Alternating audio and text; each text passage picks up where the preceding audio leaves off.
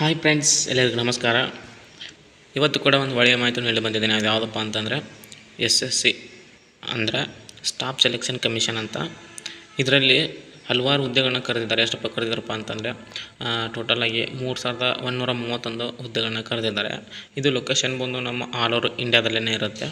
ಮತ್ತು ಯಾವ post name ಏನೇನಪ್ಪ ಇರುತ್ತೆ, ಮತ್ತು ಇವರಿಗೆ ಪ್ರತಿ ತಿಂಗಳು ಸ್ಯಾಲ್ರಿ ಎಷ್ಟಿರುತ್ತೆ, ಮತ್ತು ಎಜುಕೇಷನ್ ಕ್ವಾಲಿಫಿಕೇಷನ್ ಏನಿರಬೇಕು, ಮತ್ತು ವಯಸ್ಸಿನ ಅಂದರೆ ಏಜ್ ರಿಲ್ಯಾಕ್ಸೇಷನ್ ಅಂದರೆ ವಯಸ್ಸಿನ ಮಿತಿ ಎಷ್ಟು ಸಲ್ಲಿಕೆ ಕೊಟ್ಟಿರ್ತಾರೆ, ಇದೆಲ್ಲ ತಿಳ್ಕೊ ಮುಂಚೆ ನಮ್ಮ ಚಾನಲ್ ಟಿಪ್ಸ್ ಫಾರ್ ಜನಸ್ಕರನ್ನ ಯಾರು ಸಬ್ಸ್ಕ್ರೈಬ್ ಮಾಡಿ ಪ್ಲೀಸ್ ಸಬ್ಸ್ಕ್ರೈಬ್ ಮಾಡಿ, ಮತ್ತು ಪಕ್ಕದ ಬೆಲ್ಲೈಕನ್ ಒತ್ತಿ ಮುಂಬರೋ ವಿಡಿಯೋ ಆಗಿ ನೋಟಿಫಿಕೇಷನ್ ಆನ್ ಮಾಡ್ಕೊಳ್ಳಿ.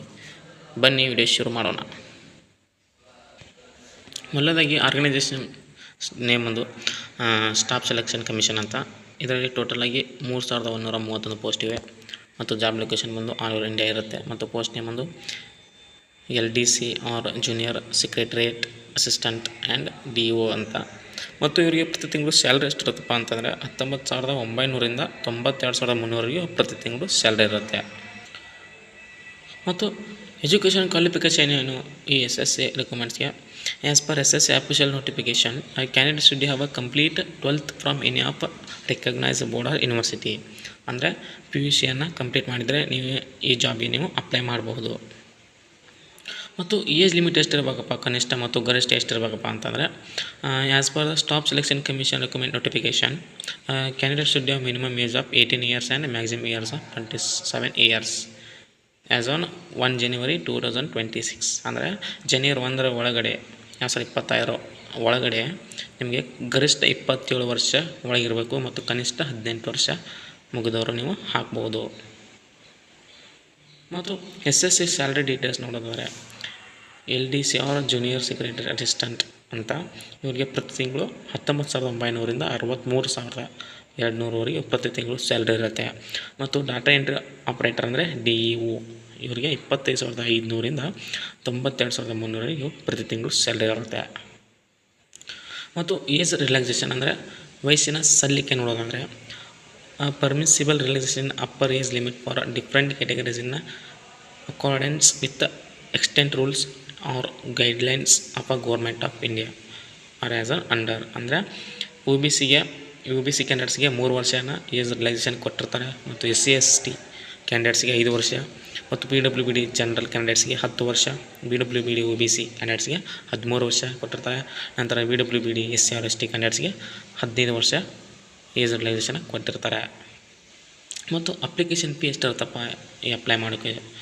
SC or ST PWBD or ASM and women ಕ್ಯಾಂಡಿಡೇಟ್ಸ್ಗೆ ಯಾವುದೇ ರೀತಿ ಫೀ ಇರುವುದಿಲ್ಲ.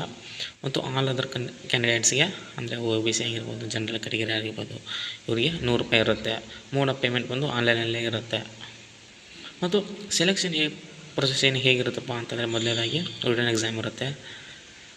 ಅಂದರೆ ಟೋಟಲಾಗಿ ಟೈರ್ 1 ಆ್ಯಂಡ್ ಟೈರ್ 2 ಅಂತ ರಿಟರ್ನ್ ಎಕ್ಸಾಮ್ ನಡೆಸ್ತಾರೆ. ನಂತರ ಸ್ಕಿಲ್ ಟೆಸ್ಟ್ ಇರುತ್ತೆ, ಅಥವಾ typing test for LDC or JSA ಪೋಸ್ಟ್ಗೆ ಟೈಪಿಂಗ್ ಟೆಸ್ಟ್ ಇರುತ್ತೆ. ನಂತರ ಡಾಕ್ಯುಮೆಂಟ್ ವೆರಿಫಿಕೇಷನ್ ಇರುತ್ತೆ. ನಂತರ ಲಾಸ್ಟ್ ಒಂದಾಗಿ ಮೆಡಿಕಲ್ ಟೆಸ್ಟ್ ಇರುತ್ತೆ.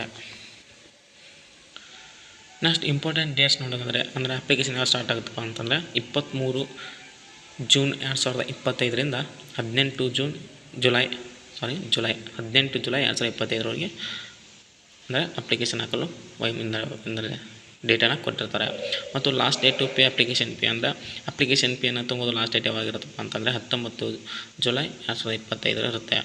ಮತ್ತು ನೀವೇನಾದರೂ ಕರೆಕ್ಷನ್ ಅಂದರೆ ಏನಾದರೂ ನೀವು ಅಪ್ಲಿಕೇಶನ್ ಹಾಕುವಾಗ ಏನಾದರೂ ಮಿಸ್ಟೇಕ್ಸ್ ಮಾಡಿದರೆ ನೀವು ಕರೆಕ್ಷನ್ ಟೈಮ್ ಬಂದು 23/7/2025ರಿಂದ 24/7/2025 ಒಂದಿನ ಟೈಮ್ ಕೊಟ್ಟಿರ್ತಾರೆ. ಮತ್ತು ಶೆಡ್ಯೂಲ್ ಆಫ್ ಟೈರ್ 1 ಅಂದರೆ ಕಂಪ್ಯೂಟರ್ ಬೇಸ್ಡ್ ಎಕ್ಸಾಮಿನೇಷನ್ ಯಾವಾಗಿರುತ್ತಪ್ಪ ಅಂತಂದರೆ ಸೆಪ್ಟೆಂಬರ್ 8, 2025ರಿಂದ ಸೆಪ್ಟೆಂಬರ್ 18, 2025 ಒಳಗಡೆ ನಡಿಬೋದು ಅಂತ ಸ್ಕೆಡ್ಯೂಲ್ ಕೊಟ್ಟಿರ್ತಾರೆ. ಮತ್ತು ಎರಡನೇದು ಟೈರ್ 2 ಎಕ್ಸಾಮ್ ಯಾವಾಗ ಕೊಟ್ಟಿರ್ತಾರಪ್ಪ ಸ್ಕೆಡ್ಯೂಲ್ ಬಂದು ಇದು ಕೂಡ CBT ಬೇಸ್ಡ್ ಎಕ್ಸಾಮ್ ಇದೆ, ಕಂಪ್ಯೂಟರ್ ಬೇಸ್ಡ್ ಎಕ್ಸಾಮ್ಷನ್ ಇರುತ್ತೆ. ಇದು ಕೂಡ ಫೆಬ್ರವರಿ ಮಾರ್ಚ್ 2025 26 ಆಗ್ಬೋದು. ಅದು 26 ಆಗಬೇಕದು, ಅದು 25 ಆಗಿದೆ. ಫೆಬ್ರವರಿ ಮಾರ್ಚ್ 2026 ಒಳಗಡೆ ಈ ಎಕ್ಸಾಮನ್ನು ನಡೆಸ್ತಾರೆ. ಇಷ್ಟು SSC. ನೋಟಿಫಿಕೇಶನ್ ಥರ ಇದು ಜಾಬ್ ಬಗ್ಗೆ ಆಯಿತು. ಇದೇ ಥರ ನಿಮಗೆ ಉದ್ಯೋಗ ಮಾಹಿತಿ ಬೇಕಾದರೆ ನಮ್ಮ ಚಾನಲ್ ಟಿಪ್ಸ್ ಫಾರ್ ಜರ್ನಲ್ಸ್ಗಳನ್ನ ಯಾರು ಸಬ್ಸ್ಕ್ರೈಬ್ ಮಾಡೋ ಪ್ಲೀಸ್ ಸಬ್ಸ್ಕ್ರೈಬ್ ಮಾಡಿ ಮತ್ತು ಸಪೋರ್ಟ್ ಮಾಡಿ. Thank you.